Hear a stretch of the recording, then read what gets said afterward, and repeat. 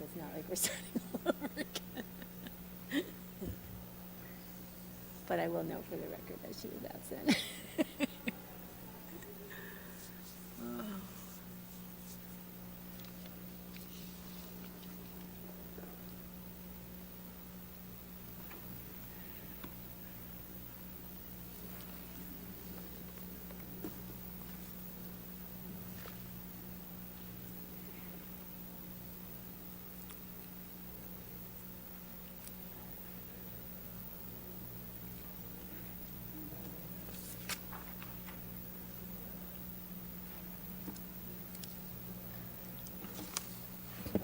Good evening. I'd like to call the October 9th regular City Council meeting to order.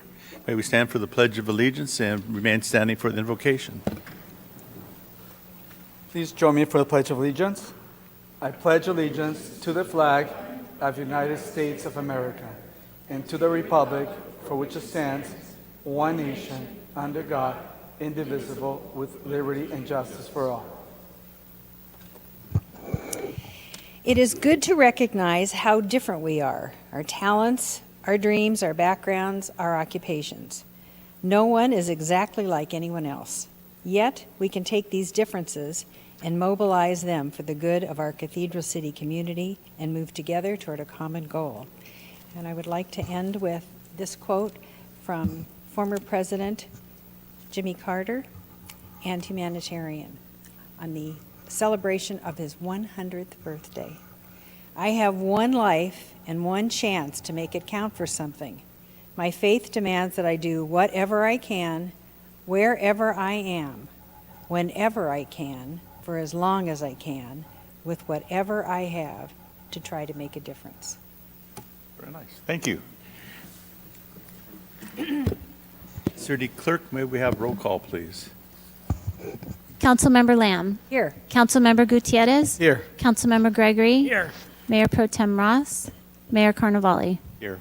We'll let the record show that Mayor Pro Tem Ross is absent. Okay. Thank you. Are there any changes to the agenda? I have no agenda changes, Mayor. City Clerk, would you please read the statement of our participation? Public comment is the opportunity for members of the public to comment on items that are within the City Council's jurisdiction but not on the agenda. Because of restrictions contained in California law, the City Council may not discuss or act on any item not on the agenda but may briefly respond to statements made or ask a question for clarification. The mayor may also request a brief response from staff to questions raised during public comment or request that a matter be agendized for a future meeting. Public comment will be limited to 3 minutes. If you're a member of the public and you wish to address the City Council, please complete a request to speak form available at the entrance and submit it to the City Clerk. You will be called upon at the appropriate time. If you have materials or other items to present to the members of the City Council, please do not approach them. All materials shall be presented to the City Clerk for distribution. I do have one request to speak form, Mr. Jens Mueller.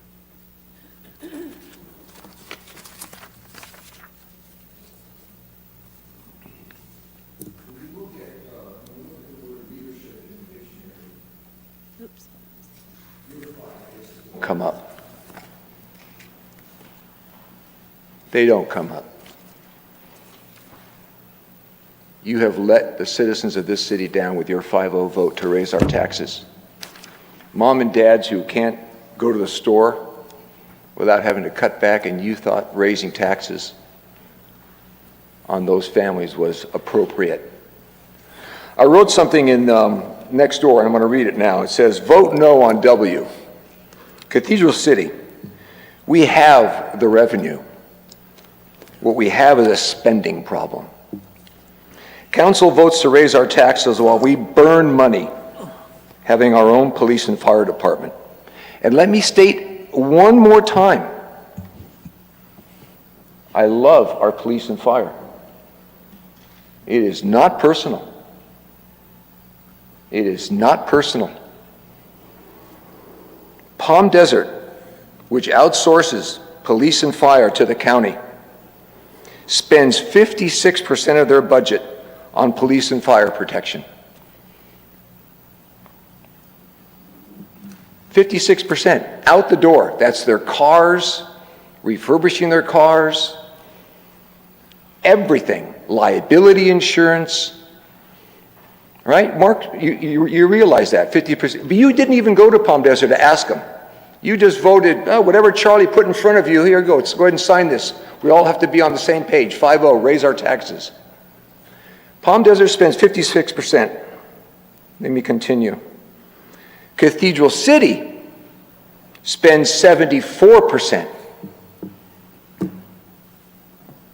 74% of our budget goes to pay for our fine men and women that protect us.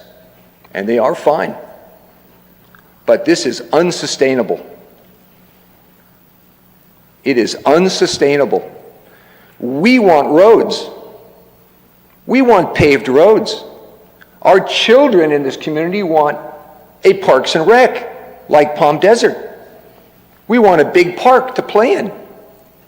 Not dog parks, Rita. We don't care about a dog park again. You're pandering to a very small group of people. The men and women who work hard in this community, have children, want a Parks and Rec. The men and women who pay their taxes want paved roads. So why do we spend 74% of our budget on police and fire? Do you know how much that is? That's $10 million a year. 10 million that we just burn. Here you go, burn it. We'd rather have that than paved roads. Thank you, Jens. Your 3 minutes is up. Yeah, thank you, Mark. Great leadership. I appreciate it. The next speaker is David Sanchez.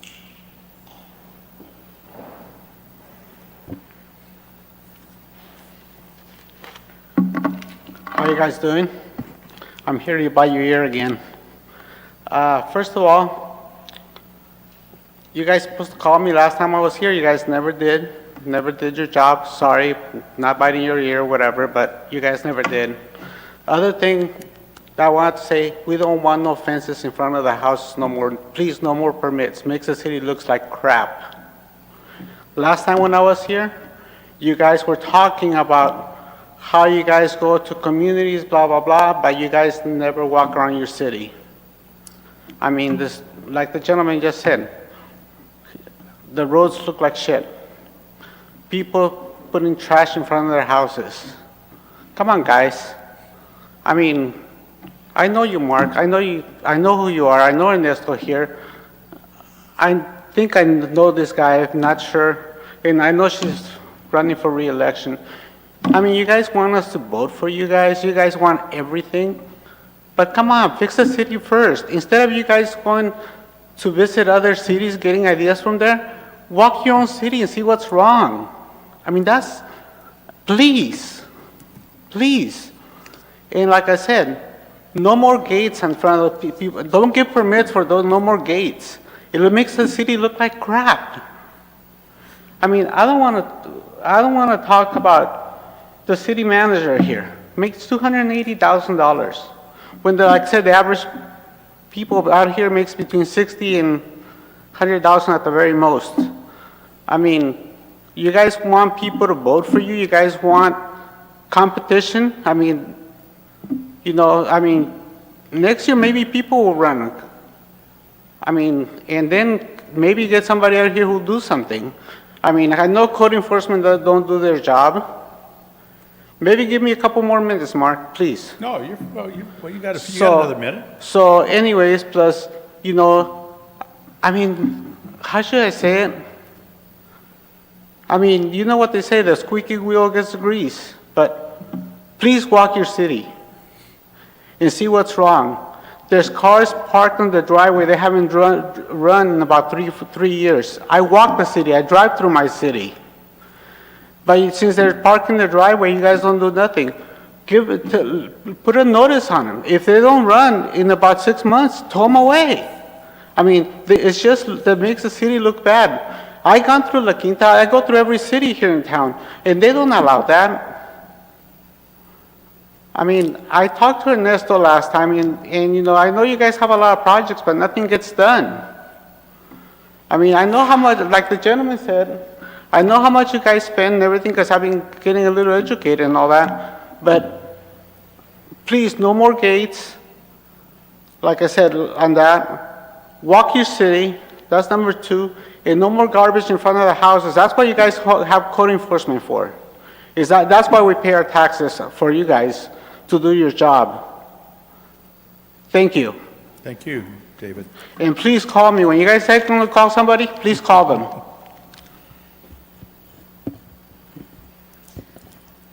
I don't have any other request to speak forms at this time. If you're a member of the public and you wish to provide public comment, please raise your hand. Antonio? Good evening, Council. My name is Antonio Beshu. I am a resident here in Cathedral City for 17 years.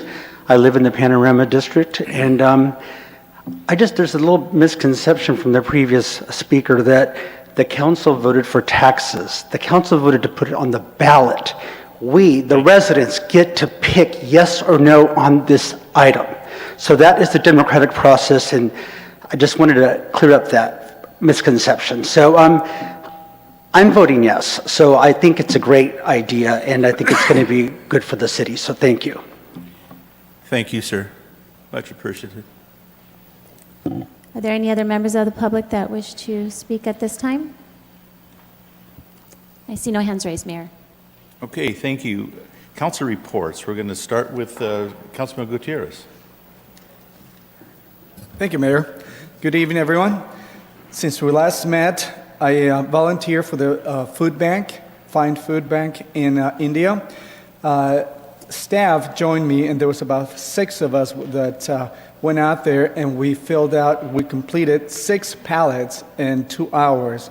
And it was very gratifying to actually volunteer and to help all the program, everything they do for not just Cathedral City, for the entire Coachella Valley, and also for the San Bernardino County.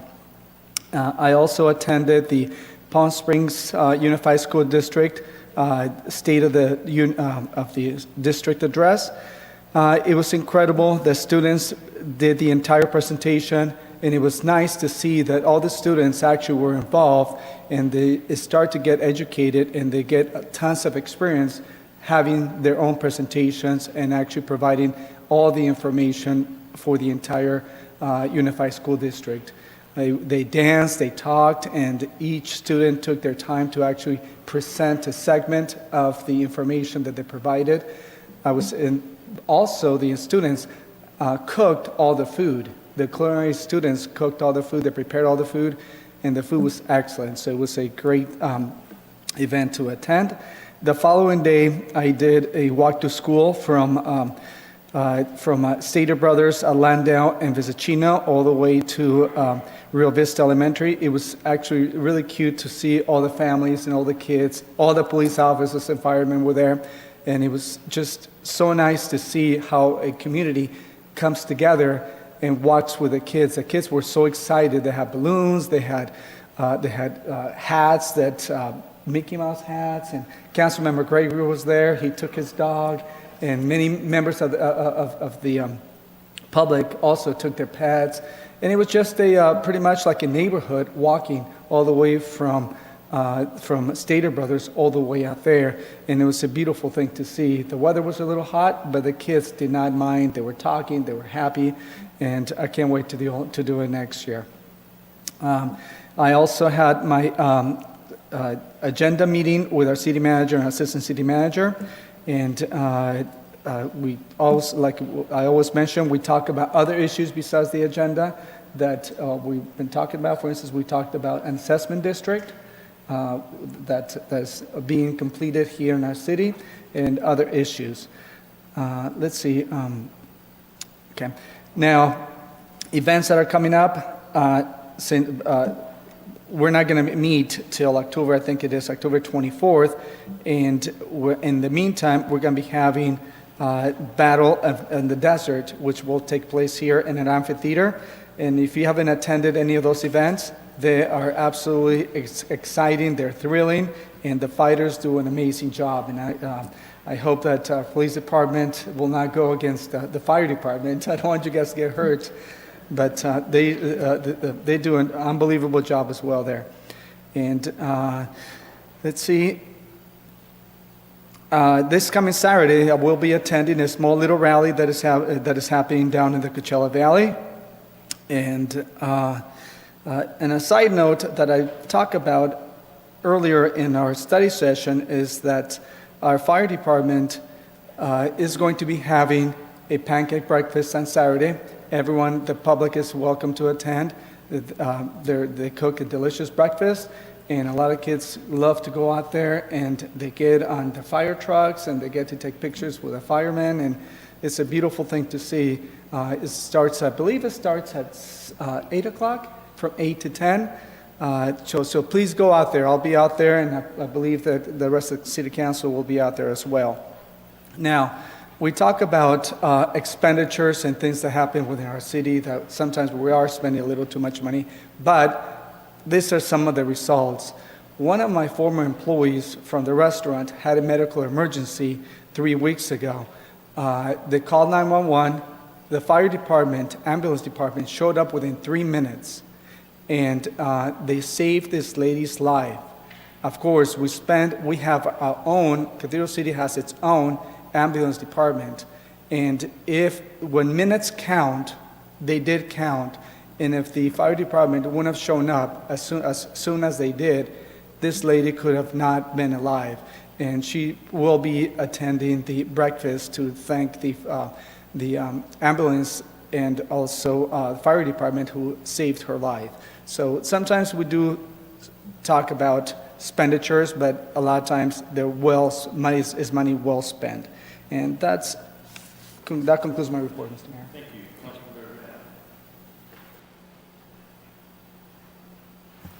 Great, thank you so much. And I first wanted to start off with, I was able to, along with a lot of us, to attend the celebration of life for one of our Cathedral City residents, Diane Gill, and it was a full house. And I was reflecting on her life and her legacy, and as I read that quote from Jimmy Carter, "Do what you can with your one life, where you are, as much as you can do." And I first met Diane years ago, and she was all involved in the Cove Assessment Project, and at that time, the Cove area in Cathedral City looked kind of rural. It didn't have curbs, and people were on septic tanks, and it was just needed an uplift. And this was a huge project. And she and her wife Jane and many of the families were very involved in moving Cathedral City forward and making that happen. And that was just my very first introduction to her. And she's done just the breadth and scope of what her contributions have been, to Cathedral City and the Coachella Valley. I was just a pleasure to have known her, and her legacy will live on in many, many different projects throughout Cathedral City that are all wonderful. And I attended the Cathedral City Senior Center Food Bank. It's every Monday from 8 to 10, and there are 40-plus volunteers. Somebody had talked earlier during the study session about the volunteer. Oh, Debbie Espinoza from the Fine Food Bank talked about the volunteerism in Cathedral City, and it's unbelievable. I mean, everybody's got a smile on their face. They all have their shirts. They're ready to go, and it's so well organized that it really is such a service to our community. So that was wonderful. I attended a presentation, and this was a meet and greet about the Chuckwalla National Monument. We're hoping that goes through. Congressman Ruiz was there, and it was hosted by the tribes at Spotlight 29. But as he said, we're moving everything forward, but it won't be finished until the president takes the pen and signs it in the White House. So, but he did point out the fact that once that becomes a fact, if it becomes a fact for us, and it looks like it, the entire Coachella Valley will be surrounded by a national monument, and how unique that is for us. So that was wonderful. And I want to thank the commissioners. We now have a system where just one of us will interview and appoint a commissioner.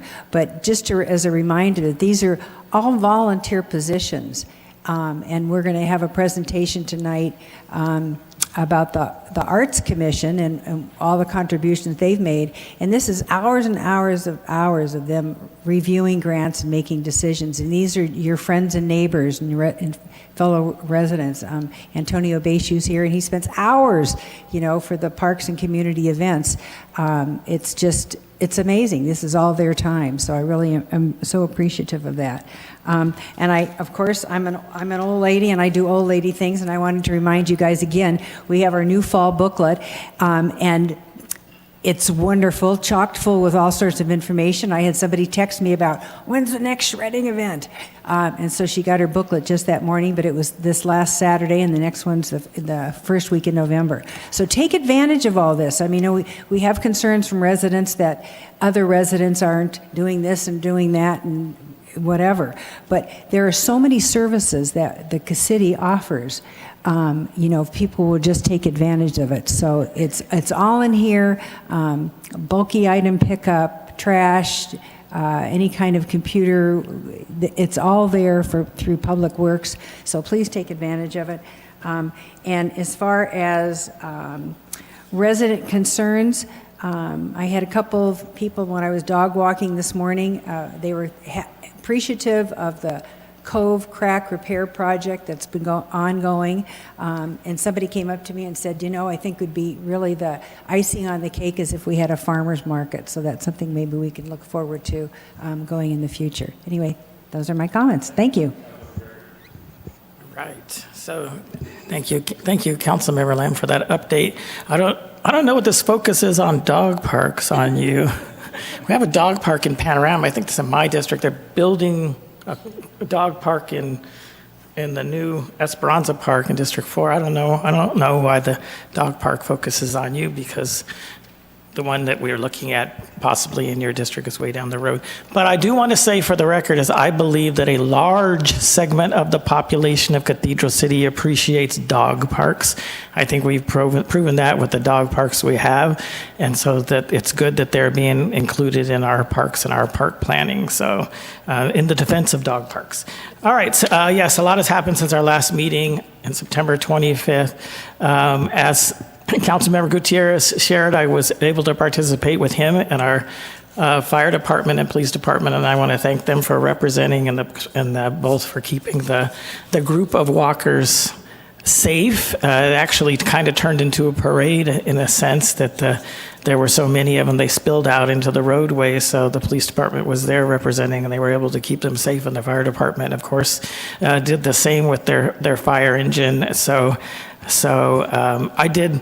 The dog parks are closed, so I did walk my dog to school with Councilmember Gutierrez and many, many others, as he said, but it was really for the children, and I know they very much appreciated not only the opportunity for them to get together to show their school spirit, but for the city to be there and add to their event. So it was a good event promoting, of course, exercise and community. So thank you all that participated. Also that day, I participated with my colleagues at the ribbon cutting for the Craft Corner. The Richard Altman and his late wife were the benefactors of the Craft Corner there. So it was great. Everyone that was able to participate there. And thank you again, Mayor, for you always have great appropriate comments. So it was good to be able to participate with you there.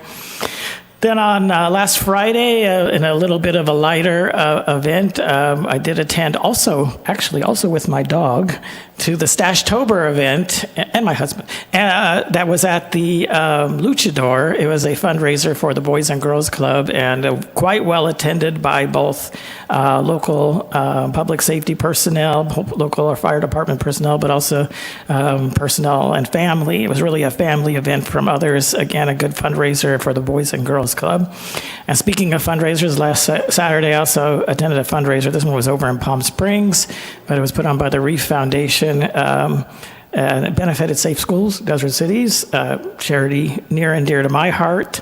I did also see our Mayor Pro Tem there at that event. So a number of great fundraisers going on, and I know we all try to participate in all these events as we can. And earlier today, I did represent the city at the Riverside County Transportation Commission. This one was in person in Riverside, both at the executive committee and then later the commission meeting. And just some highlights is the commission did add the Juneteenth holiday on, which is good because they share offices with the county, and the county is closed on Juneteenth, so now they match up. But it was also, of course, in recognition of the importance of that holiday. And then there was a number of other items dealing with some of the expansions that the commission is doing in the Mid-County Parkway in the Ramona area, and Portero exit, which is if you get on the 60 off of the 10, that's where that new bridge is, but it doesn't have any ramps yet. So stage 2 is working on having on and off ramps there. So that was part of it. Of note that the commission was speaking about the state transportation, California State Transportation Agency, which they call CalSTA, is reviewing the rules as it has to do with the environmental goals. The state has done well on the first rollout of their environmental goals, and so they are reviewing that. There is some movement in that group, which will then be making recommendations to the legislature to try to make it so you cannot build capacity onto roadways, which means you can't build a lane, you can't build an exit, those types of things on roadways, usually getting pushed by San Francisco and Los Angeles legislators, because they realize that, of course, you can't necessarily keep building roadways, and you need to do other things. So there's a movement to say that you have to spend money on transit, and if people want to get somewhere, well, they should take those commuter trains and subways, right? And so we don't need to build capacity. The problem is they're, again, trying to impose that statewide, not realizing that there are many places like the Coachella Valley where we don't have a train yet. We don't have subways. We have a bus system that is not nearly built out as the bus systems in Los Angeles and Orange County and San Francisco and Oakland. And so there will be some, the commission has asked that they publicly release this information and encourage people to try to have the state come up with a more balanced approach. We would love to have subways and trains and those types of things here in the Coachella Valley, and when we do, I think that would be a great time to encourage people to use them and not necessarily build road capacity, but we are not there yet. We don't have them, and we have roads, as all of you know, like our interstate that Monterey, turns back into 2 lanes, things like that. We don't have all the interchanges that are planned built out, so we don't need the state dictating that we can't do those things here. So hopefully when as it gets worked through, it'll be something more reasonable, but you may see some things come out asking for people in other parts of the state to please make their voices heard so that our legislature doesn't mandate that we can't continue to build capacity where we need to. All right, and I just want to point out, as coming up next Wednesday, the COD Roadrunner Motors is actually having a grand opening at their site here on in our auto center area. It's at 8:30 a.m. on Wednesday. I'm sure if it's not already out in some of the city publications, then the information will be coming out. It's at 8:30. Those of you who remember the COD in a kind of political move a few years ago, had actually canceled that project, but the community rose up and said, no, this is a necessary project that's been promised, along with West Valley campus in Palm Springs. We were able to get some changes on the COD board, and COD did a 180 on that. And so the Roadrunner Motors that was long planned here in Cathedral City is back on, and we'll be having a groundbreaking next Wednesday at 8:30. So if you're interested in that, please attend. And then a number of us will be attending the League of California Cities having their convention and seminars later in the week. So we will be there learning and rubbing elbows with other cities and discussing their issues, discussing our issues, and coming hopefully with some ideas for continued good solutions. And I know selected staff will also be attending. So I saw that our city has reached a milestone and that we become a certified autism center. So I was wondering if we could have the city manager maybe just briefly remind us here. I'll end my comments, but I'll ask that if he could have a moment on the floor or on the microphone to talk about that process and what that means for our city. Thank you. Thank you, Councilmember Gregory. Thank you, Mayor. Yes, we're very pleased to report that we have been designated as a certified autism center. And what that means is that 80% of our employees, and actually it's more than that, we're still hoping to get 100%, have been trained on reasonable accommodations that would be appropriate to make to help us serve better people that are neurodivergent. It's autism and a number of other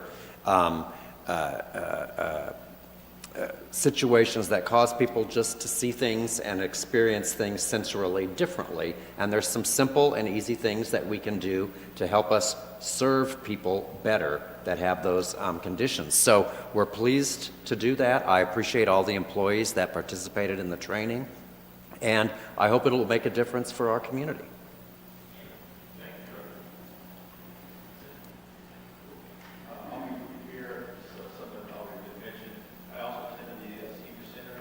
With the Richard and Ann Altman ribbon cutting for their craft corner. And I met with the gentleman liaison from SCE. There's been some slow goings on our 13.5 acres with Fountainhead, and he explained to me what was going on with the power, getting the power there. That was pretty interesting. I also attended the International Day of Peace at the Senior Center. And of course, I've been talking to residents about the cannabis odor. It's been going on, and it's out there, but we're still trying to work on that. And that's I don't want to keep saying what everyone else says, but I do got to mention, there's been a comment made about Palm Desert Police Department versus Cathedral City, but some factors that just off the top of my head that weren't mentioned is that Cathedral City is larger than Palm Desert. Cathedral City doesn't have as many behind the gates properties there, and number one, and what I'm almost positive is we have a lower crime rate in Palm Desert, so you get what you pay for. So yeah, we pay a little bit more, but we're giving our residents, tourists, visitors, a service that they deserve. So I just wanted to mention that. And we're very proud of our police department. Thank you. And so now we're going to move on. Get my notes back here. If we could have the consent agenda read. Item number 3A is to waive full reading of ordinances on agenda. Item number 3B is the approval of the September 25th, 2024 study session and regular council meeting minutes. Item number 3C is to adopt the amended personnel rules as presented and authorize the city manager to implement the updated personnel rules and make minor administrative adjustments as needed. Item number 3D is to adopt a resolution of intention to establish improvement area number 22-CFD number 2006-01. Item number 3E is to adopt a resolution designating holidays on which the city shall be closed to the public for calendar year 2025.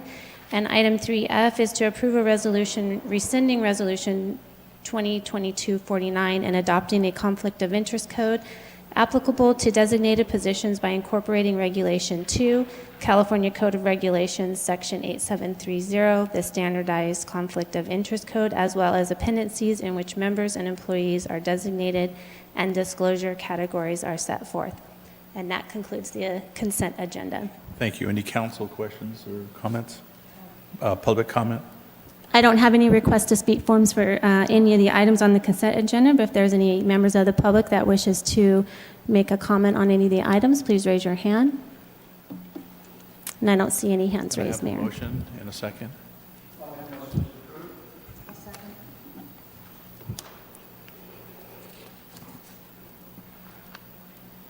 bear with me here.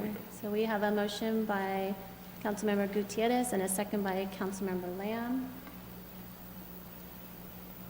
You could please vote.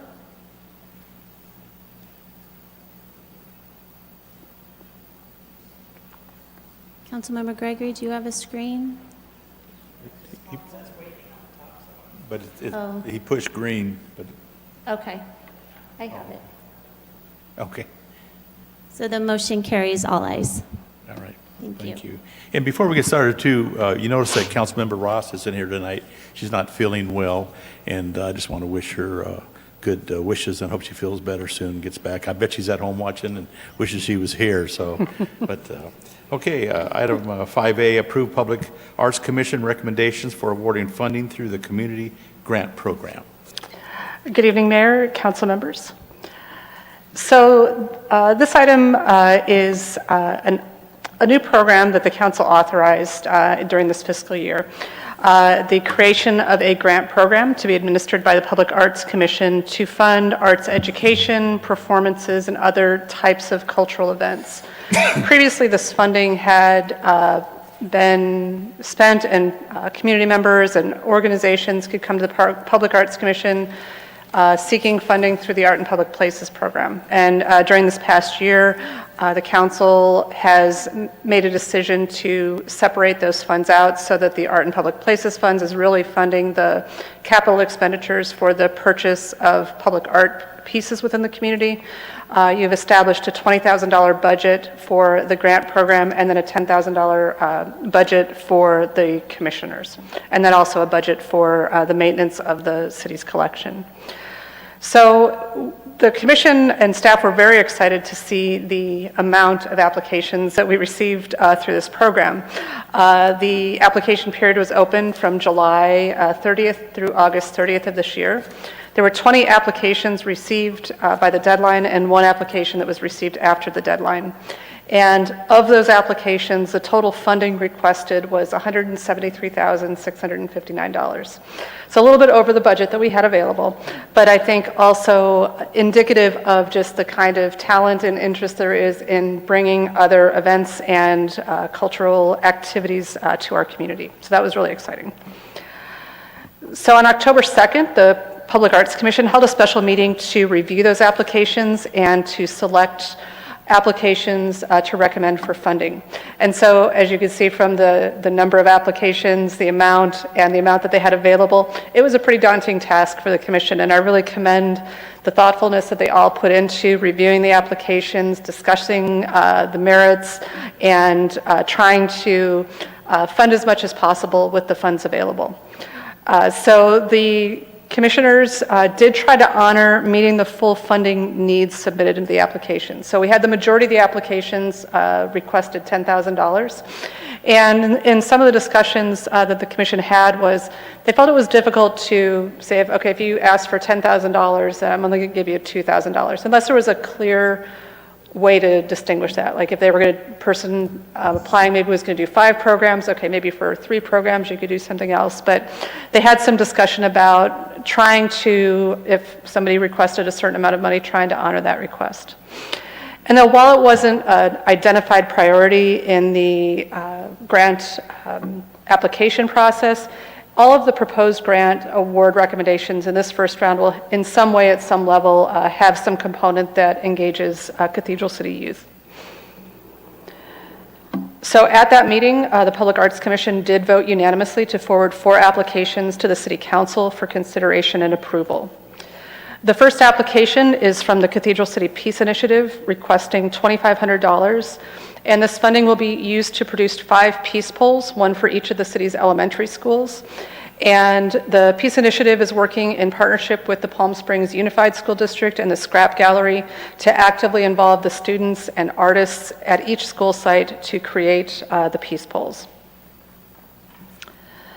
The second proposal is a request for $4,000 for the Cathedral City Senior Center, and these funds would be used to deliver 7 specific arts and cultural programs to the city through the creation of an Arts, Culture, and Humanities series. And the programs proposed in their grant application were Eve Evans presenting 2 jazz and blues concerts at the Senior Center, a holiday performance and a spring performance next year. A jazz session at the Roost. This would be in February in partnership with the Roost Lounge. And again, Eve Evans with Assemble, a group of well-known jazz musicians for a jazz session. And these are very internationally known musicians. Love Letters by A.R. Gurney, which is a presentation of a play that needs no theater to rehearse or special set. It's designed to be read aloud by 2 actors just sitting in 2 chairs. The next is a Senior City Book Festival. So Starlight Pulp, a publishing company, will invite authors to read sections of their short stories or novels to an audience at the library. This event will take place shortly after the 29 Palms Book Festival held in November. And it's intended to give the community members more access to local and nationally recognized authors in different genres.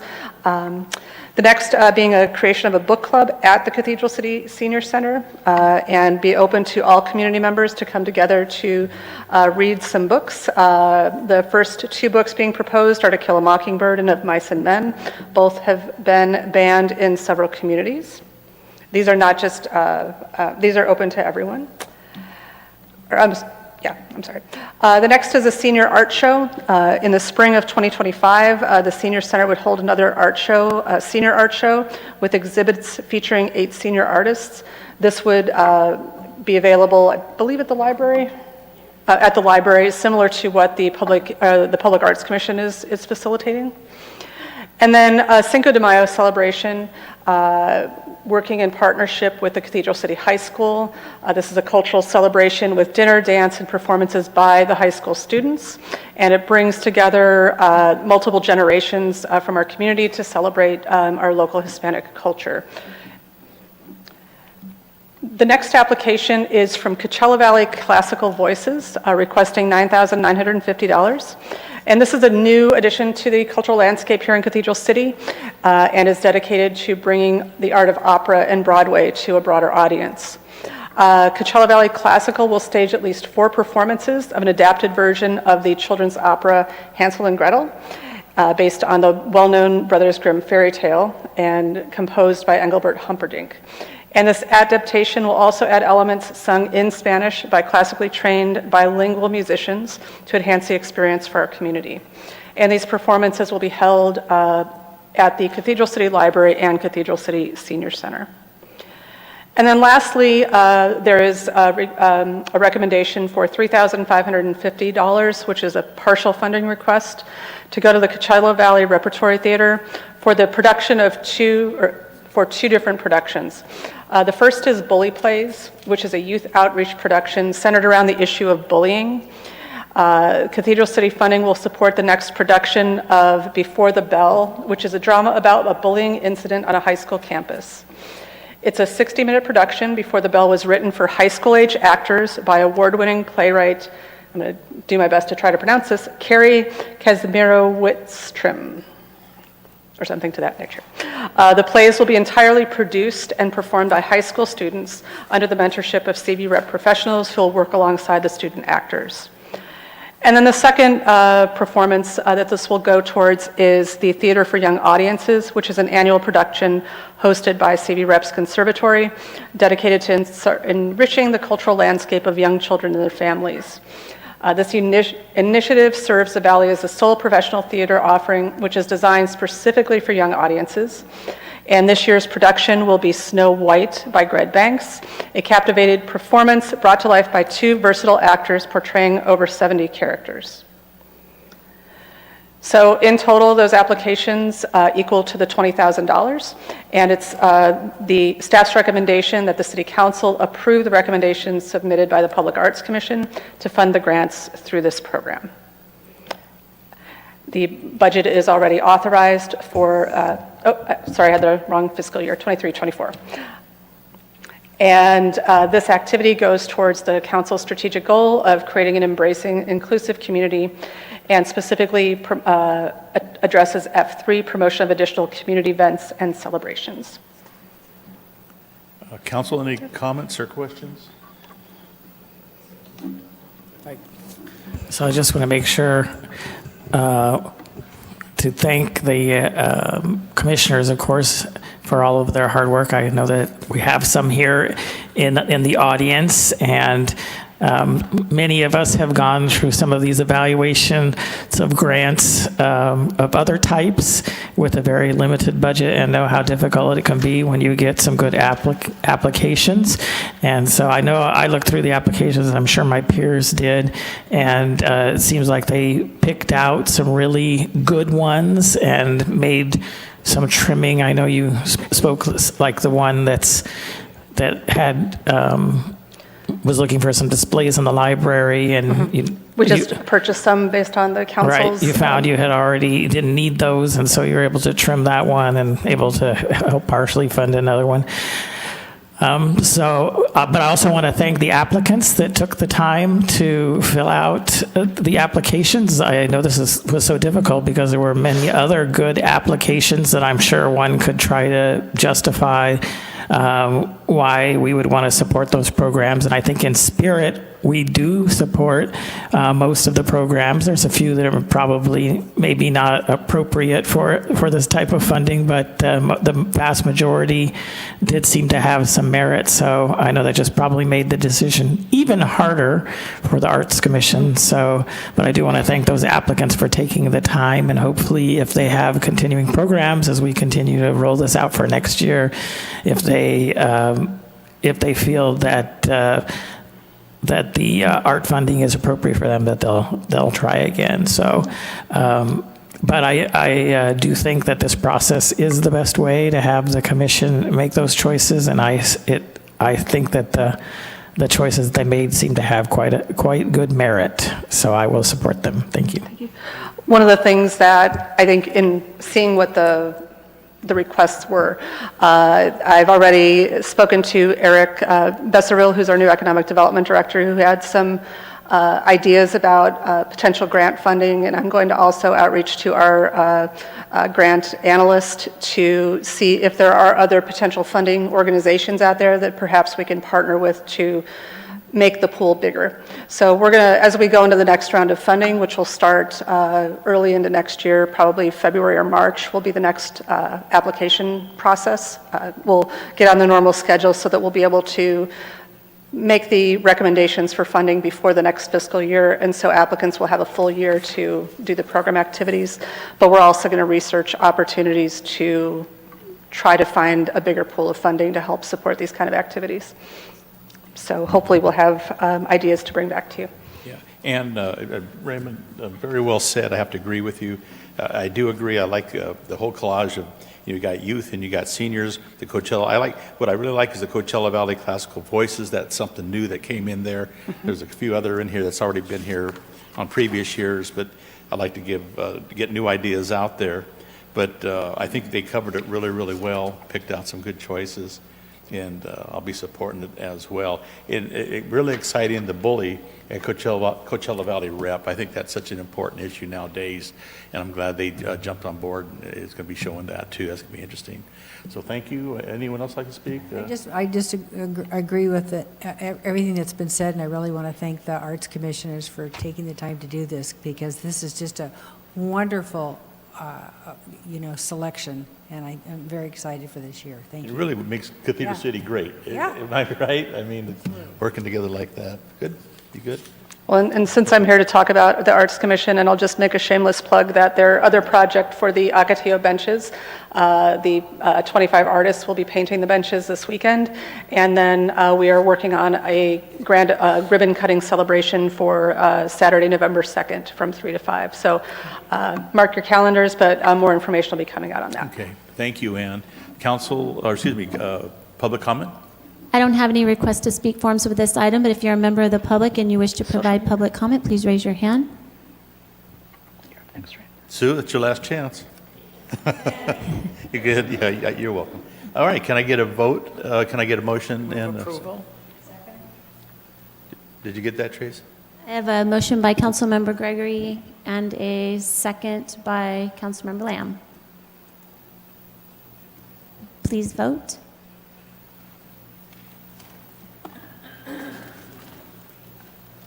Mayor, did you vote?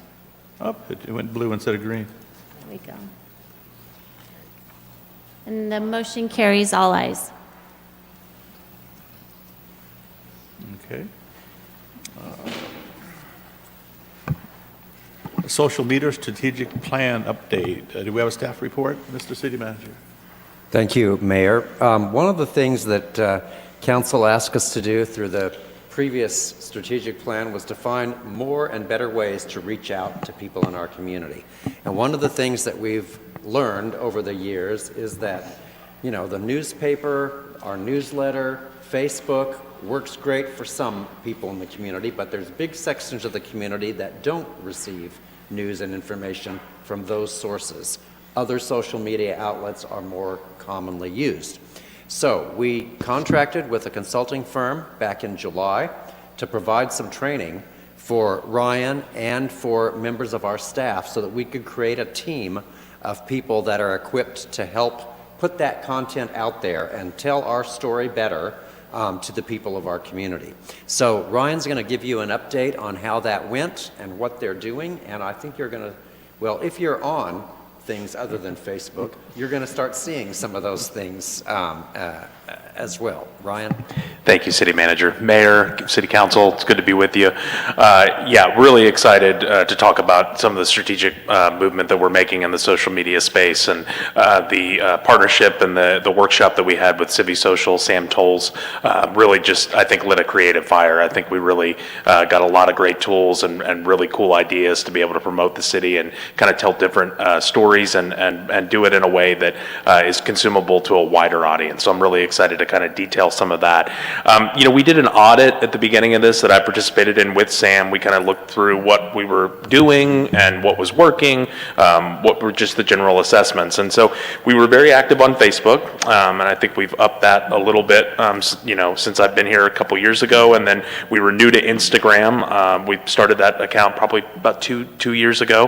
And then video content, 1 to 2 videos, plus or minus a week. But there was a need for more, some of the emotional storytelling to get to the heartbeat of the community, and also a need for more content creators. Being a solo public information officer, obviously grateful to Kevin Lockwood on my team, the webmaster graphic designer, Adam Chastain, who's really focused more on the event space. How do we kind of create a little bit of an ambassador team and promote from within? We've got great storytellers, even though you don't have communications maybe in your background. You know, pretty much anybody with a phone these days is doing such cool stuff with Instagram and the Reels and the TikTok space. And so how do we build that as a team within to be able to magnify and create greater opportunities for storytelling?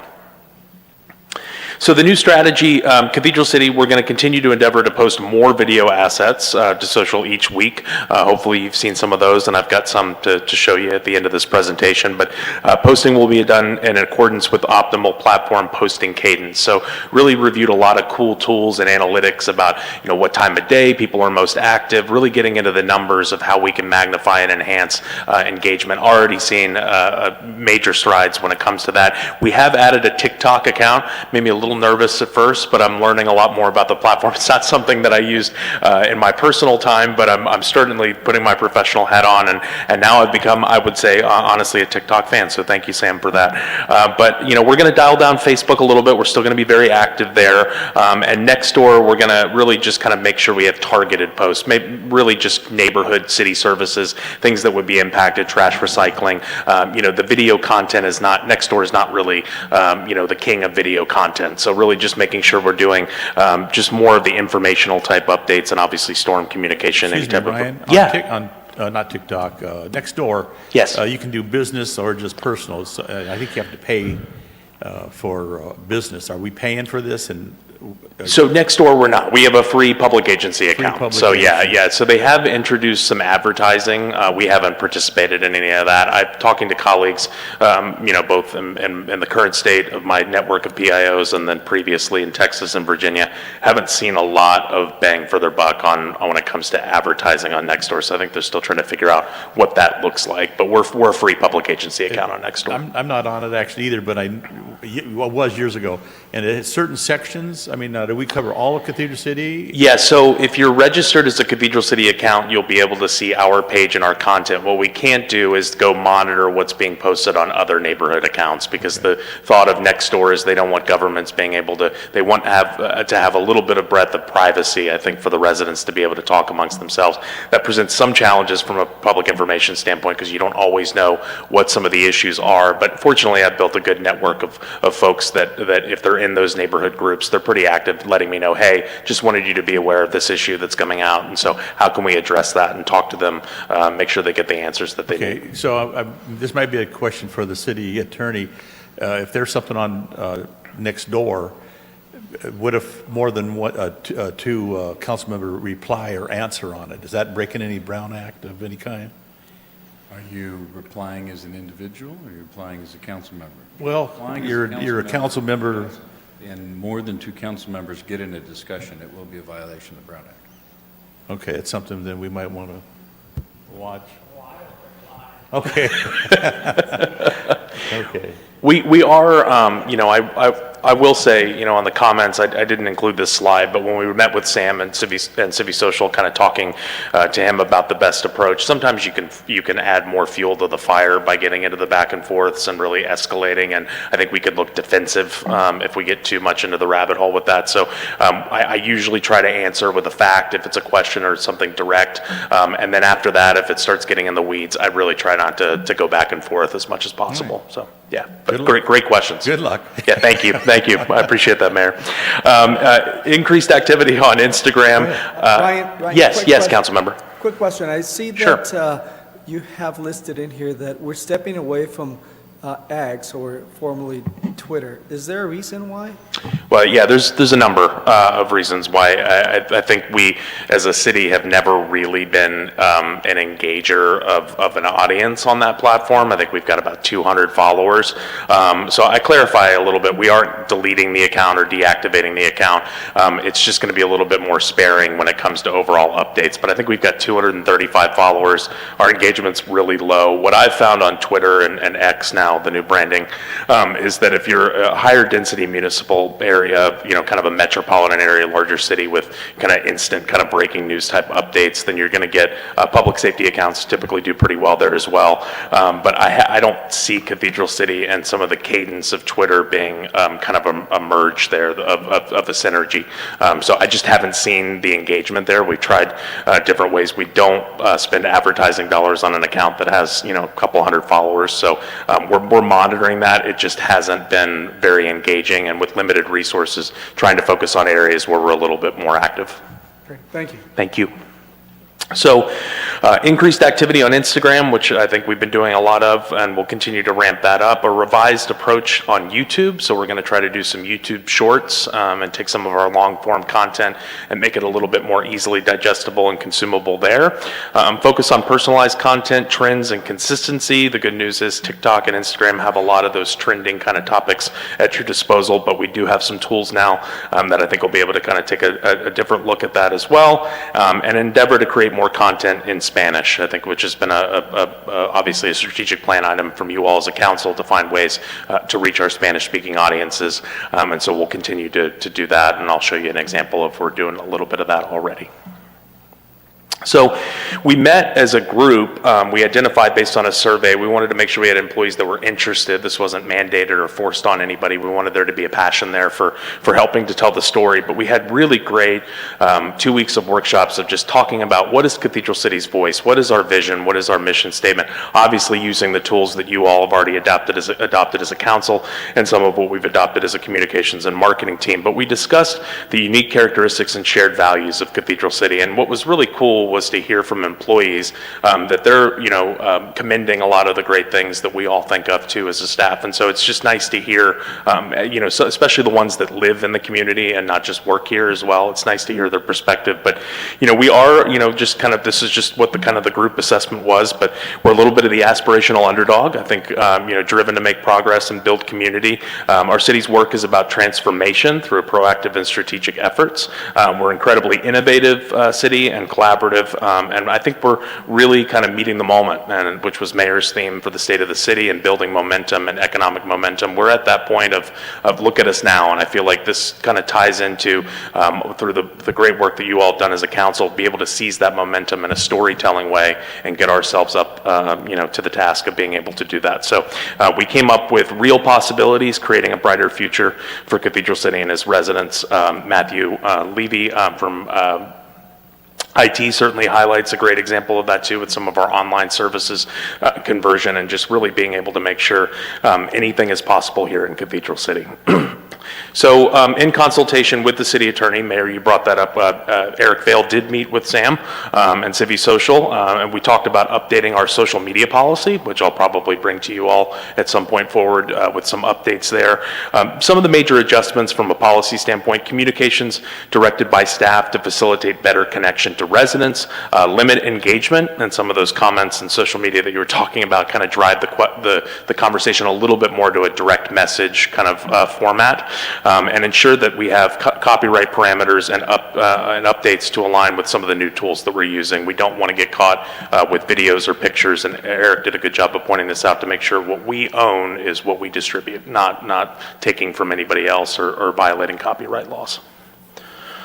So our platform focus, as I've mentioned, we're going to step away a little bit and reduce on X and Twitter. Facebook is still going to be, I think, one of our more active platforms. We're not going anywhere on there. Just retooling a little bit of our focus in the way that we're doing some of the reels and the storytelling that crosses over from Instagram. And then TikTok, the sky's the limit. I really think we have a chance to stand out here in the Valley. There aren't a lot of competitors in this space. And so I think this is an area where we really could be kind of the content is king kind of leader of TikTok. And I'm hopeful to take that mantle and make you all proud. So the YouTube account, I think we still have a lot of really good content that's going out there. I mentioned the addition of YouTube Shorts that we'll be adding.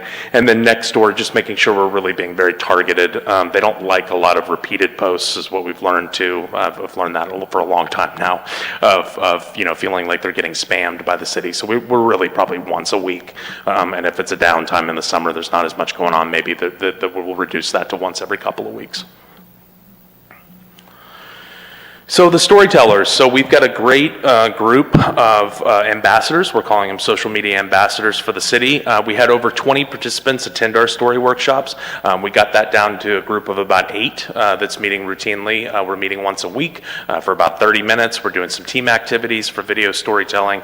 The staff was incredibly engaged. I thought we did a great job of developing dozens of relevant story ideas. I don't have all the slides here, but we came up with probably 6-7 slides of just stories that will now start ticking down and going, and obviously would love your feedback and input as we go through this process as well. But we also held a special workshop for some resident advocates, which I want to give a shout out to Antonio Beishu, Rick Travis, who had participated. I know they were here tonight, and really just seeing some of the positivity that we can hopefully instill in the community to be positive ambassadors of our stories and all the cool things that are happening in the community too. So they were incredibly engaged and committed.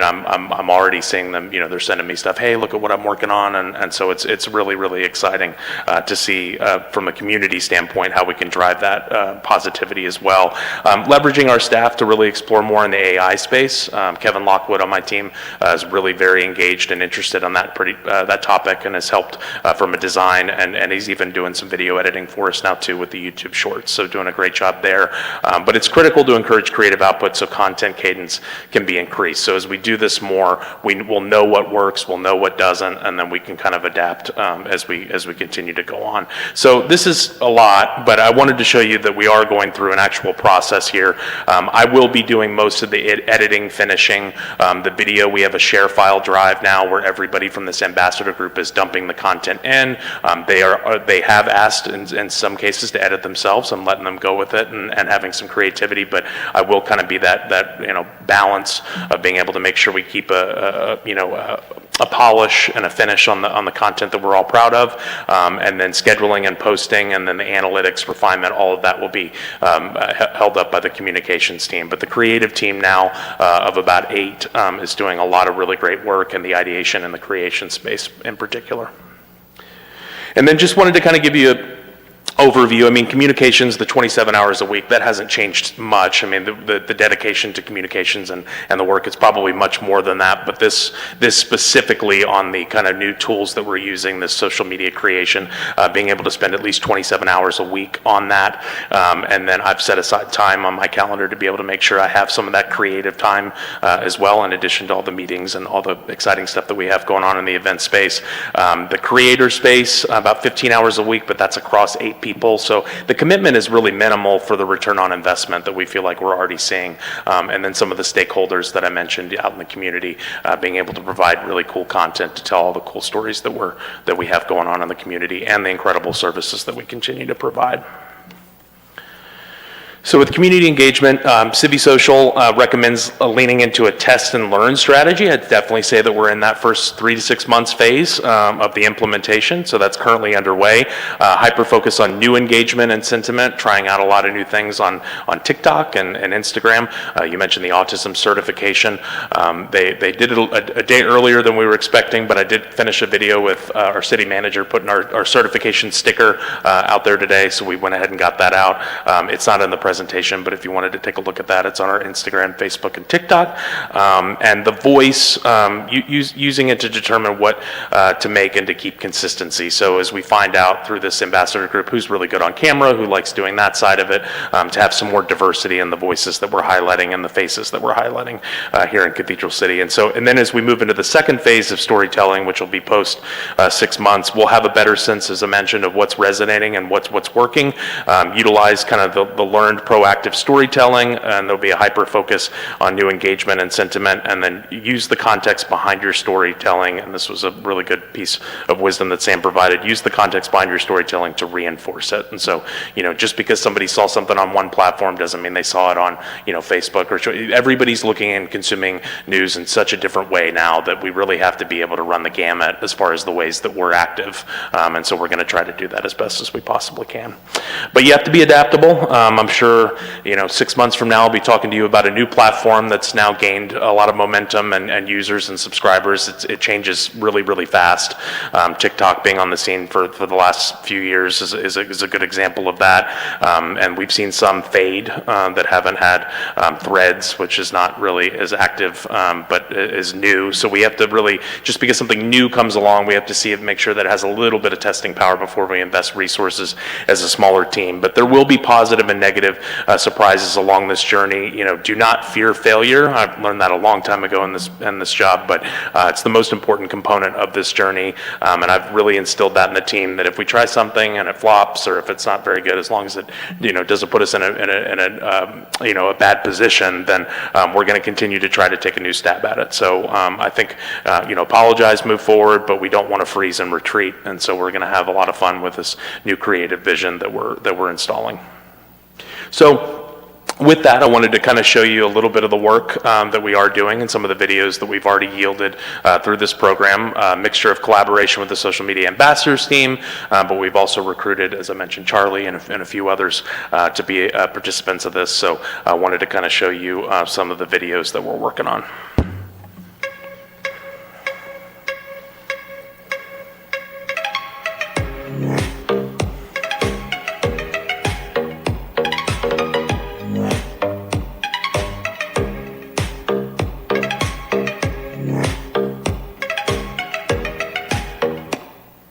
So that's a teaser for our new series, Cracking the Code, which will be having full episodes this month, so coming very soon. But that teaser already, I wanted to share with you a code enforcement officer on our team, Parker, sent Ann and I a really nice note that I wanted to share with you all as a council. He said, "Hello, earlier today I went over to the Mary Pickford Theater to grab some popcorn for the office.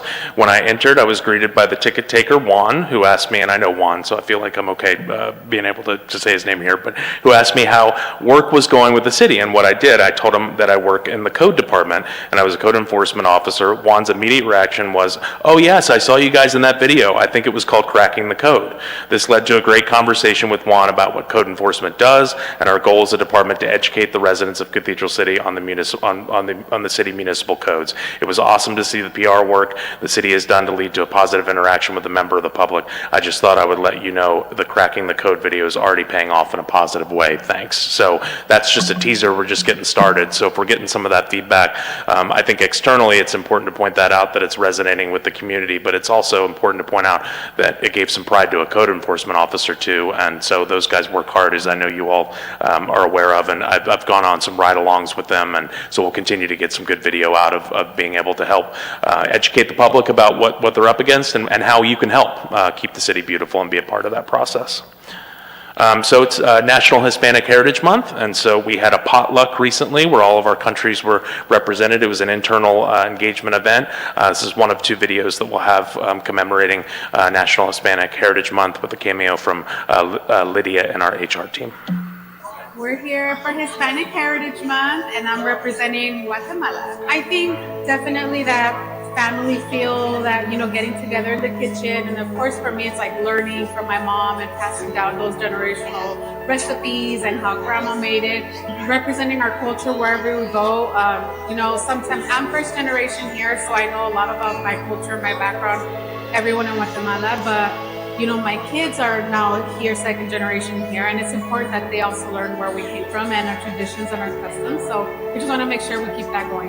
La celebración de la comunidad hispana es importante porque cuando venimos aquí la primera generación todavía tiene esa experiencia y la comunicación con nuestros parientes de otras comunidades, pero ya que estamos aquí a veces se nos olvida lo importante de la cultura y es bonito representar a nuestros abuelos y a nuestros bisabuelos y siempre mantener esas memorias para siempre. Lydia is another one of those that we're finding on camera is really, really good at it, and she likes doing it too. So we'll be continuing to utilize her. And then the last one I wanted to show you are the city balloon that you all authorized to be able to go out to all these festivals with our partnership with Visit Greater Palm Springs. It's kind of the biggest one that you can find, the Albuquerque International Balloon Fiesta. And so I got some video on the ground today. Obviously I wasn't there in Albuquerque, but Cindy Wilkinson from Fantasy Balloon Flights sent me a video, and I felt like we needed to pounce to kind of commemorate that we were out there in Albuquerque.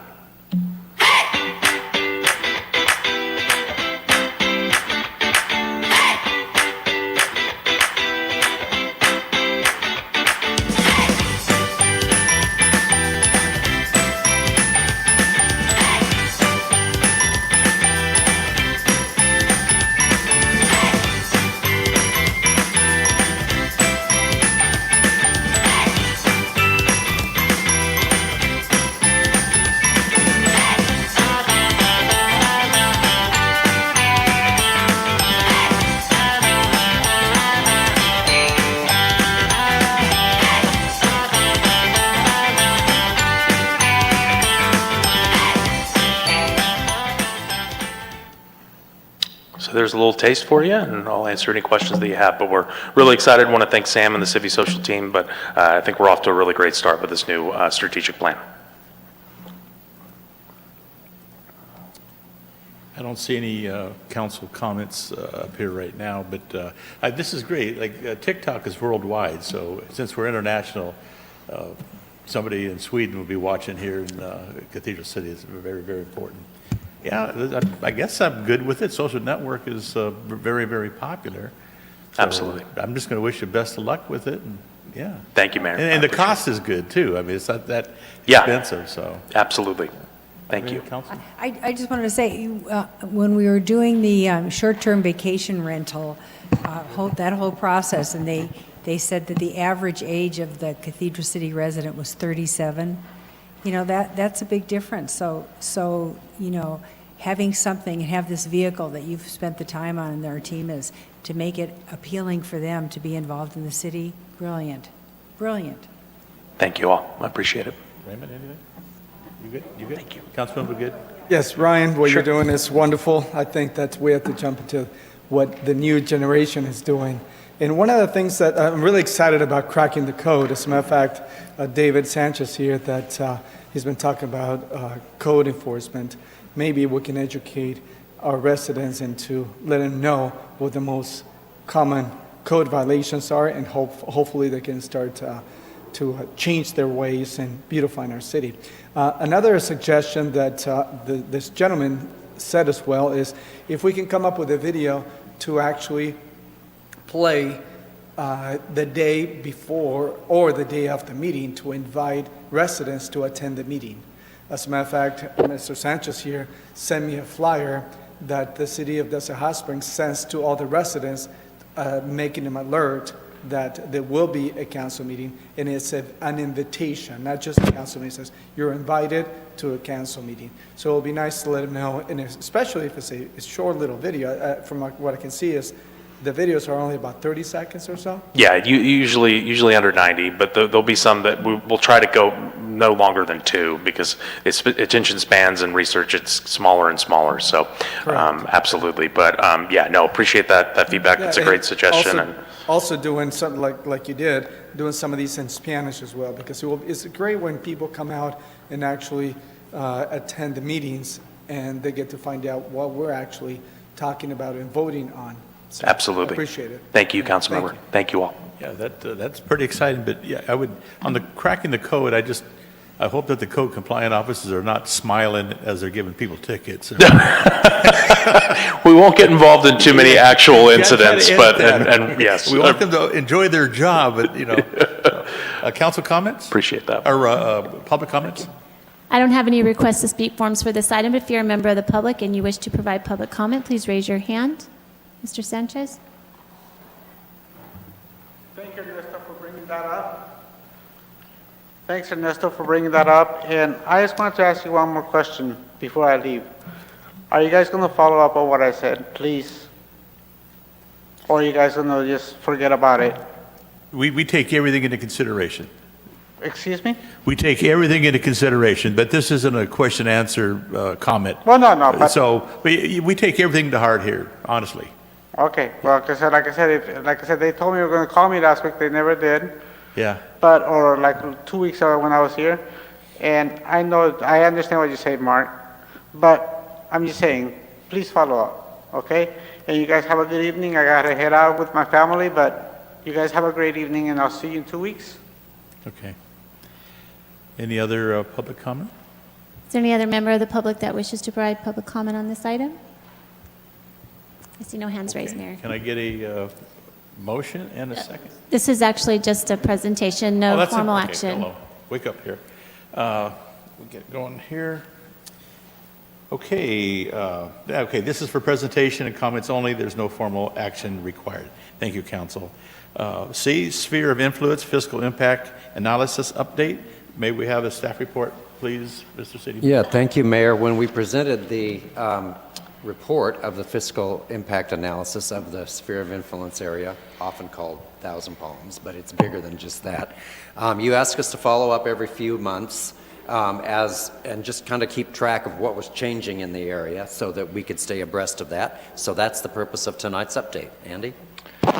Good evening, Mayor, members of City Council, and I'm here to do just as the City Manager has explained. So in April, we gave an exhaustive presentation to City Council. At the end of that presentation, there really was no action other than let's continue to monitor this. And over the course of that presentation, we went through a lot of the potential expenses should we annex our sphere of influence. And a lot of that covered the public infrastructure cost, the cost to improve roadways to city standards, as well as looking at the public safety costs if we were to expand the city's corporate boundaries to take on that additional area.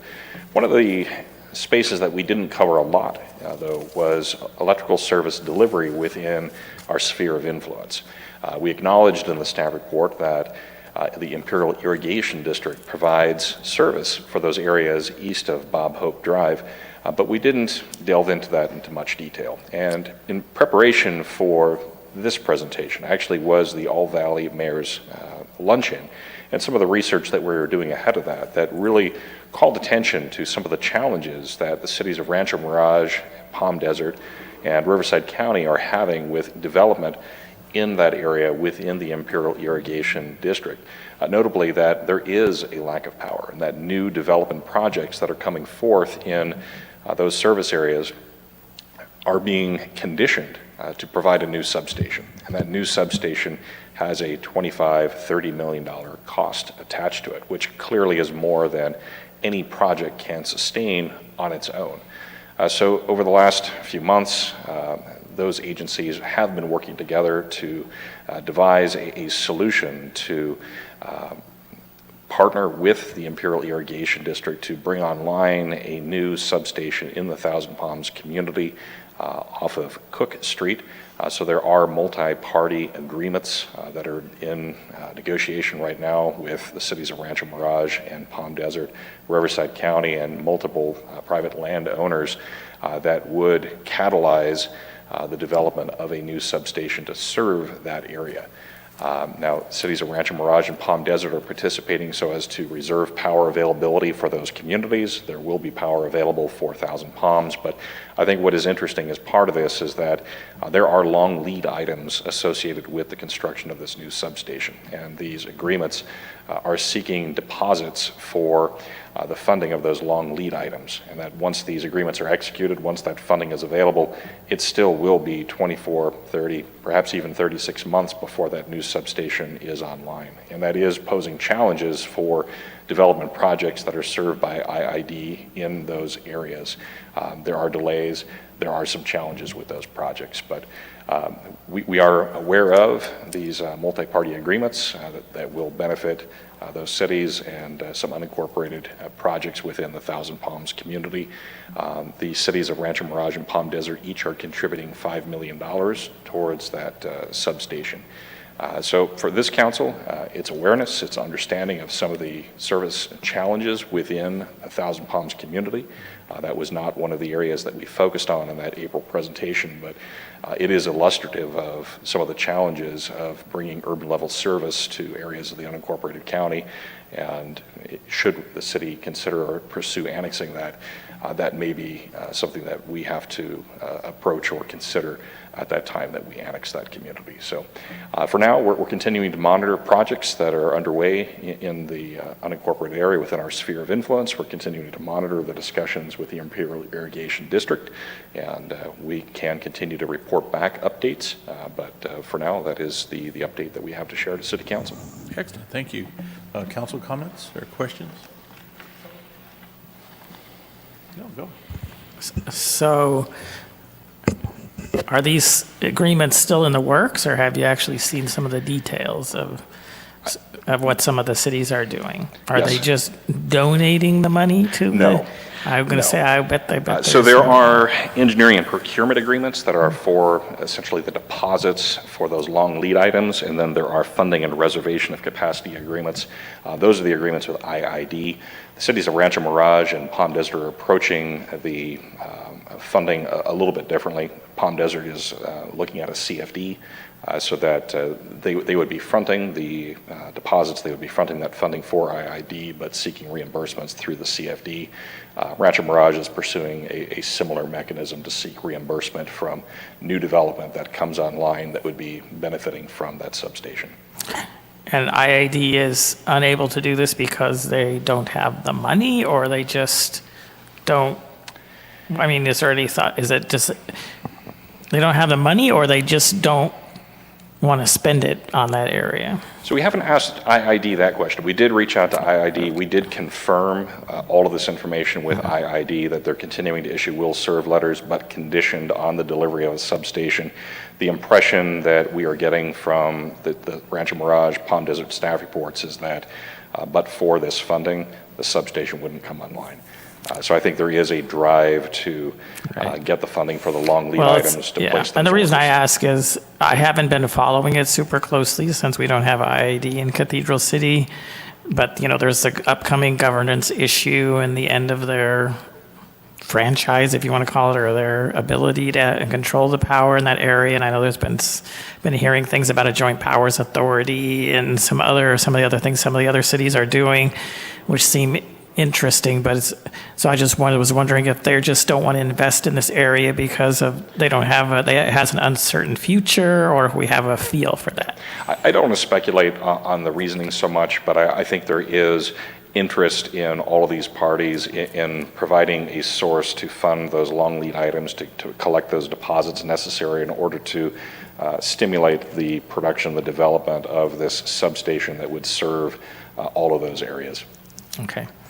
All right, thank you, and thank you for your continued watching of this, I suppose we would want to continue that. I mean, I don't necessarily see it as a part of our goal. I think was to try to do what we can to promote the welfare of the area that's in our sphere, whether that means they eventually become part of Cathedral City or not. So I do think it's worthwhile for staff to continue to watch this, and if we need to somehow issue letters of support or something like, something non-monetary, of course, because it's not in the city, but that we would, hopefully we will watch this and try to support it as we can, because once they're in and actually operating in future years, which will, as you explained, and I appreciate that, it will be some years out, that may contribute to the welfare of that area, regardless of who has it. So I thank you for bringing this forward and for continuing to monitor. Thank you. Councilman Gutierrez. Hello, Andy. Thank you for the update. Quick question. I believe what I heard was each city is coming up with $5 million towards this substation. Is that Yes. correct? That is correct. That's a substantial amount, a lot of money that there's no Yes, way that we can and do. by doing that, essentially what they are doing, the city of Rancho Mirage, the city of Palm Desert, not only are they funding that substation, but they are reserving a share of the power produced by that substation for projects in their cities. Thank you. So it sounds like it's, in a way, they're fronting it, but they hope to get either the funding or some equivalent benefit back, it sounds like. Yes, and each of those cities have significant projects that would benefit from that substation. Thank you. Any public comment? Thank you, Andy. Thank you. I don't have any request to speak forms for this item, but if you're a member of the public and you wish to provide public comment on this item, please raise your hand. I see no hands. Council, is there anything you want to bring up for a study session in the future? Nope, seeing none. Well, next meeting is October 23rd, and we'll just end the meeting. Thank you.